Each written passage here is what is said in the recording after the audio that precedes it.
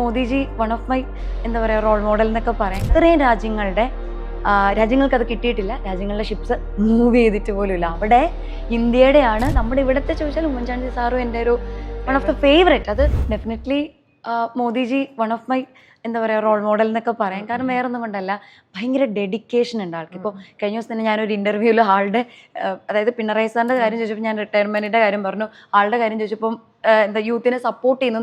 അതിനകത്ത് ഞാൻ ആൾ യൂത്താന്നല്ല പറഞ്ഞത്, പക്ഷെ ആളുടെ ആളിപ്പം നടക്കുന്ന ഒരു രീതിയുണ്ട്, അല്ലെങ്കിൽ ചെയ്യുന്ന കാര്യങ്ങൾ ഭയങ്കര പവർഫുള്ളാണ്. ആ ഒരു ഏജില്ലെന്നല്ല ഞാൻ പറഞ്ഞത്, ആ ഏജിലും ഒരു യൂത്ത്ഫുൾനെസ് കീപ്പ് ചെയ്യുന്ന ഒരാളാണ് മോദിജി. ആ ഒരു ശരിക്കും ആ ഒരു ഡെഡിക്കേഷൻ ലെവലിലൊക്കെ എത്തണം എന്നൊക്കെ എനിക്ക് ആഗ്രഹം. നമ്മളെ കൊണ്ടൊന്നും പറ്റില്ല.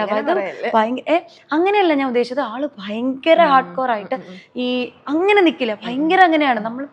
നമുക്ക് എനിക്കറിയില്ല, പക്ഷെ ഞാനത് ട്രൈ ചെയ്യുന്നുണ്ട്. ആള് എന്താ പറയുക, അതൊരു റോൾ മോഡലാണ് എത്രയാന്ന് പറഞ്ഞാൽ. പിന്നെ ഓരോ കാര്യത്തിൽ എടുക്കുന്ന തീരുമാനങ്ങൾ, ഇപ്പോൾ അതറിയണ റീസെൻ്റ്ലി നമ്മുടെ LPG ഇഷ്യൂവിൽ തന്നെ നമുക്ക് എന്തുകൊണ്ട് അത് അലോ ചെയ്ത് കിട്ടി, അല്ലെങ്കിൽ നമ്മുടെ ഷിപ്സ് എന്തുകൊണ്ട് അവിടെ നിന്ന് മൂവ് ചെയ്തു, ഉള്ള റീസൺ ആള് തന്നെയാണ്. അത് ആരൊക്കെ എന്തൊക്കെ നെഗറ്റീവ് പറഞ്ഞാലും, കാരണം നമുക്കൊക്കെ പെട്ടെന്ന് ടെൻഷൻ ആയ ഒരു കാര്യം, നമ്മുടെ വീട്ടില് അടുപ്പ് പുകയോ ഇല്ല, അതാണ് ഗ്യാസ് കിട്ടുന്നില്ല. പക്ഷെ അത് കറക്റ്റ് ആയിട്ട് അതിന് വേണ്ടിയിട്ടുള്ള നിയന്ത്രണങ്ങൾ അപ്പോഴും അവിടെ ഹൈലൈറ്റ് ചെയ്യേണ്ടത് മറ്റെത്രയും രാജ്യങ്ങൾക്ക് അത് കിട്ടിയിട്ടില്ല. രാജ്യങ്ങളുടെ ഷിപ്സ് മൂവ് ചെയ്തിട്ട് പോലും ഇല്ല. അവിടെ ഇന്ത്യയുടെയാണ് മൂവ് ചെയ്തത്. അത് ഒരു വട്ടമല്ല, പല വട്ടം. അപ്പോൾ അത് ആരൊക്കെ നെഗറ്റിവിറ്റി പറഞ്ഞാൽ അത് ആരുടെ ഗുണം കൊണ്ടാണ്? മോദിജി അല്ലെങ്കിൽ നമ്മുടെ പ്രൈം മിനിസ്റ്റർ ആയിട്ടുള്ള മോദിജിയുടെ ഇതുകൊണ്ട് തന്നെയാണ്. അപ്പം ഡെഫിനറ്റ്ലി എനിക്കൊരു നല്ല റോൾ മോഡലായിട്ട് ആളെ വെക്കാൻ, ആളുടെ വിഷൻസ് എനിക്ക് ഭയങ്കര ഇഷ്ടമുള്ള ഒരാളാണ്.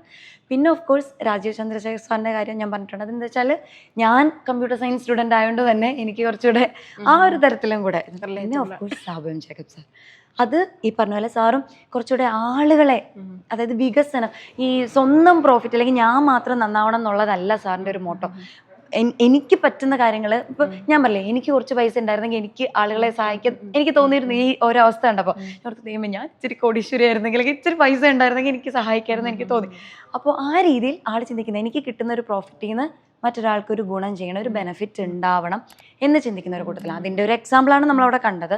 ഇപ്പോഴും സാറ് ആ ഒരു രീതിയിൽ പല കാര്യങ്ങളും ചെയ്യുന്നുണ്ട്. അപ്പോൾ ഈ കുറച്ച് പേര് ഇപ്പോഴും, പിന്നെ നമ്മുടെ ഇവിടുത്തെ ചോദിച്ചാൽ ഉമ്മൻചാണ്ടി സാറും എൻ്റെ ഒരു വൺ ഓഫ് ദ ഫേവറേറ്റ്. അത് റോൾ മോഡൽ എന്ന് ഞാൻ പറയില്ല, ഫേവറേറ്റ് പൊളിറ്റീഷ്യൻസിൽ ഒരാളാണ് ഉമ്മൻചാണ്ടി സാർ.